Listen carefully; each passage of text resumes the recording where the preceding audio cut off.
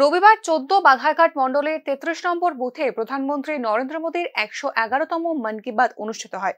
প্রদীপ প্রজ্বলন করে অনুষ্ঠানের শুভ সূচনা করেন আগত অতিথিরা। মুখ্যমন্ত্রী মানিক সাহা জানান, সারা বিশ্বের মধ্যে মোদীর অনুষ্ঠিত মন কি বাত অনুষ্ঠানটি অনবদ্য।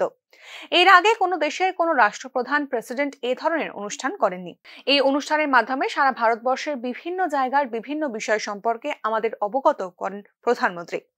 এই অনুষ্ঠানের মাধ্যমে আমরা ভারতবর্ষের বৈচিত্র্যের মধ্যে থাকা যে ঐক্য, সেটা উপলব্ধি করতে পারি।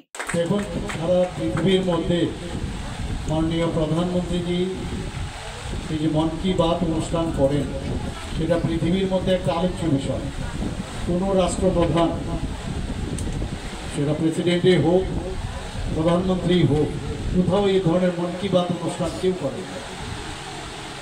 এবং এতে করে আমরাও কিন্তু মন কি বাত প্রধানমন্ত্রী নাম দিয়েছেন বটে, কিন্তু সারা ভারতবর্ষের বিভিন্ন যাদের কথাবার্তা, তাদের মনের কথা, বিভিন্ন জায়গার বিভিন্ন অদ্ভুত অদ্ভুত যে বিষয়, সেগুলো ওনার মাধ্যমে আমরা কিন্তু জানতে পারি। অর্থাৎ সারা ভারতবর্ষকে এক সূত্রে যে বাধা, সেটা আজকে এই কাজটা আজকে প্রধানমন্ত্রী 111তম ওনার যে এপিসোড, সেটা উনি করে যাচ্ছেন।